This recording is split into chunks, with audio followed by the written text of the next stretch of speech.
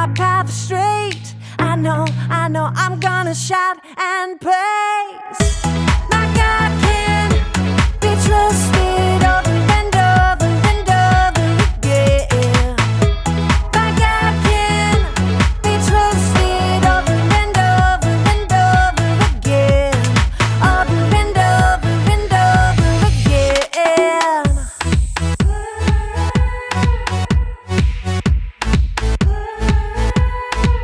When I am up, when I am down, when life turns me around, should I go left? Should I go right? Should I be walking in circles in my mind? But I know God will make my path straight. I know I'm gonna shout and praise. My God can be trusted over and over and over again.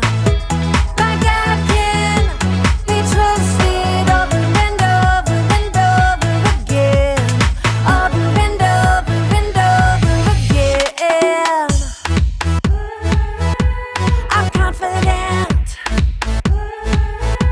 My God can. I'm confident. My God can.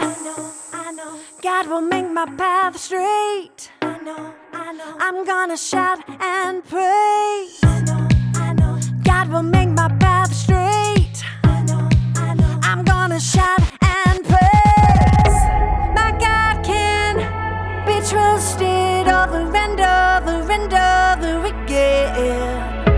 My God can be trusted over and over and over again.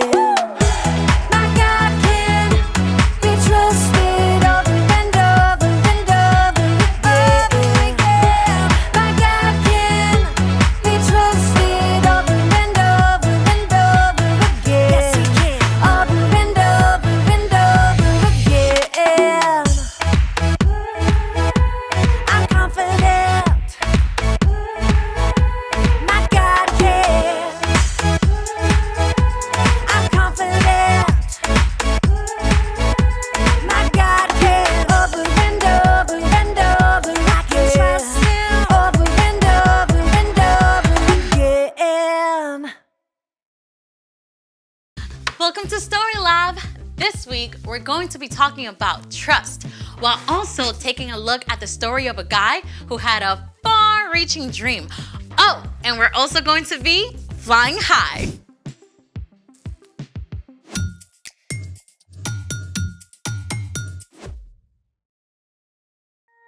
Hey there, I'm Amaya. And I'm Zeke. And today we're talking about trust, which is putting your confidence in someone you can depend on. And I'm depending on you to tell me what we're doing today. Have you ever been to the circus? Oh, I went once. And what was the coolest part? Oh, there were these guys getting shot out of cannons and other dudes doing crazy tricks on motorcycles and lions and tigers and bears. Oh my! But what about the acrobat? Oh yes, they were awesome sauce. Did you just say awesome sauce? Hey, it's in the dictionary. Awesome sauce! Extremely good! Excellent! Okay, your point. Acrobats are legit awesome sauce. And they had to be super strong and athletic and flexible and graceful all at the same time. Oh, that must take a lot of work. Exactly. And the most amazing thing is we get to talk to an acrobat today. No way! Yes, wait. Her name is Grayson, and I'm calling her right now. Hi, everyone. Hey, Hi. Grayson. We are so excited to have you. Thank you for having me. So you're an acrobat? Yes, so I do all kinds of aerial work on trapeze, silks, lyra. The what now? Oh, well, I think I can show you guys some pictures. Trapeze, silks, and lyra. Wow. How do you even start doing stuff like that? Well, my friend had a birthday party at the circus gym, and I fell in love with it. How'd you even know how to do it? I had coaches to help me, so they got me started with a lot of the basics. Stuff like balance and strength training. Like pull-ups and stuff? Yes, lots and lots of pull-ups. You have to build up a lot of strength if you want to trust your body when you're in the air. Trusting the trapeze. For sure. So all of the apparatuses have to be tested a lot before we can trust that they're safe. Plus, we have big mats in case we do fall. Wait, so you have to trust your training and the apparatus? What about the people you work with? Well, there's my duo partner, Parker. I have to trust him a lot when he's throwing me in the air. Wait.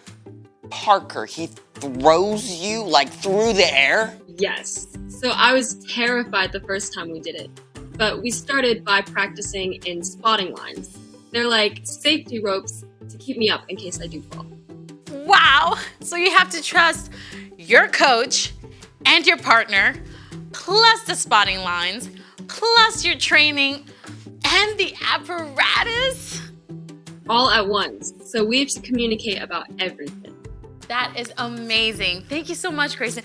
Before you go, can you show us some of your work? Yes, I'd love to.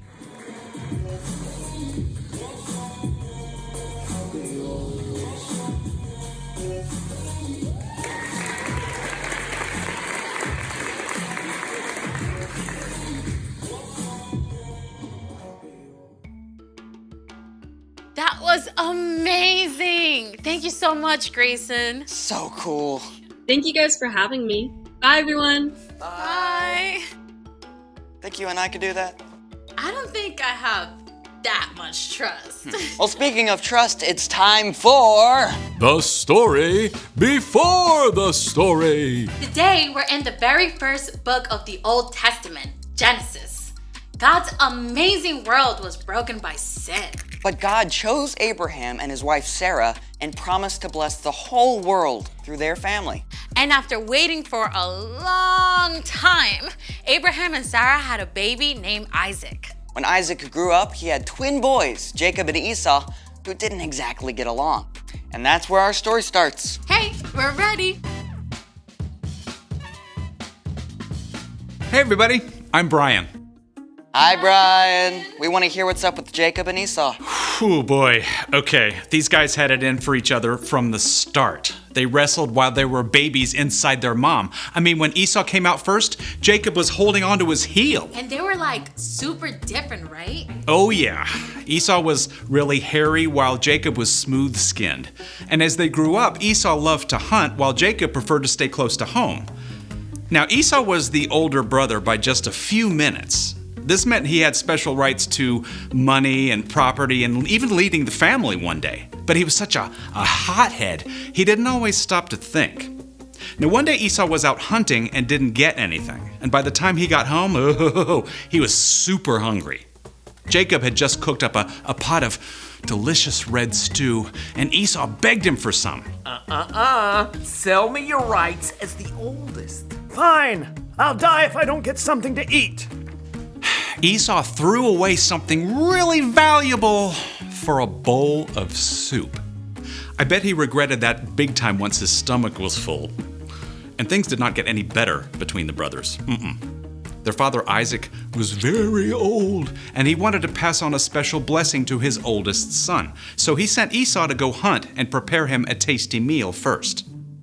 Now, this is where things get squirrely because Isaac's wife, Rebecca, overheard. And while parents are not supposed to have a favorite kid, Jacob was definitely Rebecca's fave. Rebecca came up with a crazy plan.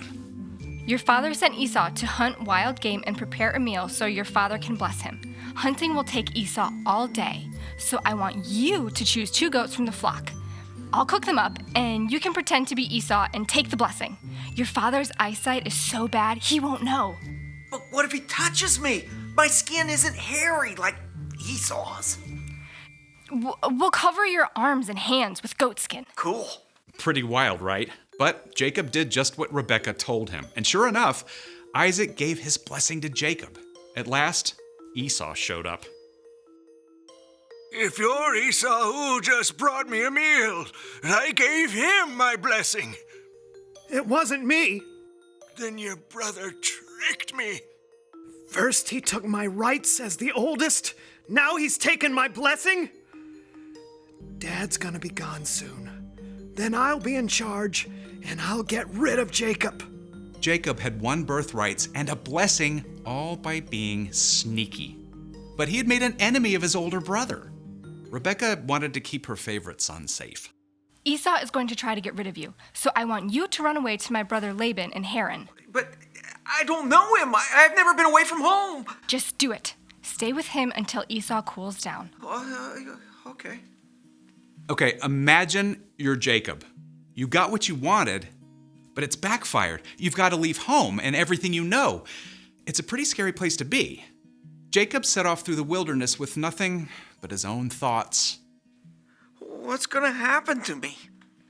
By nighttime, Jacob arrived at... The middle of nowhere? With no place to stay, Jacob curled up on the hard ground with nothing but a stone for a pillow. Neck crick. But as Jacob slept, the most incredible thing happened. He saw a vision from God. In the vision, a broad stairway reached from the earth all the way up into heaven. Shining angels climbed up and down in a parade that dazzled Jacob's eyes. And most amazing of all, the Lord stood beside the staircase. Now, if you are Jacob, you may not be sure what God thinks of you. I mean, God has promised to bless the whole world through your family, but you've done some pretty sneaky things along the way. God might decide to go back on that promise. Then, the Lord spoke to Jacob. I am the Lord. I am the God of Abraham and Isaac. I will give you and your children the land you are lying on. They will be like the dust of the earth that can't be counted. All nations on earth will be blessed because of you. I am with you. I will watch over you everywhere you go. I will not leave you until I have done what I have promised. The light faded, the vision disappeared, and Jacob woke up. The Lord is surely in this place. Early the next morning, Jacob took the stone he had used as a pillow and set it up as an altar for God. May God be with me and do as he has promised. Then you, Lord, will be my God. Then Jacob continued on his journey to Haran, and that's the end. For now. Okay, so Jacob was kind of messed up. Yeah, but even though Jacob made a lot of not so great choices, God was still with him. God still had a plan to bless the whole world, and Jacob was part of that, even though he was not perfect. Many hundreds of years later, Jesus was born into Jacob's family line. It's a story that we're still part of. So, what is our part in that story? Well, you can trust that God has a plan, even when it's hard to see the path ahead. So, maybe you and your best friend had a fight. You can still trust that God loves both of you and that he is there with both of you as well. You just need some time to cool down. Or maybe you're struggling at home or school or really anywhere and you just don't know what to do. You can trust that God knows. God is in control. Yep. We don't always get to know the details of God's plans, but we do know God promises to make everything right in the end. Even if we mess up along the way. I think you've got it. I'm off. So here's the thing. You can trust that God has a plan no matter what's going on. Got it. Now, do you think we can fit a trapeze in here? I mean, Grayson is so good. Let's just watch her some more. Awesome sauce. See you next time.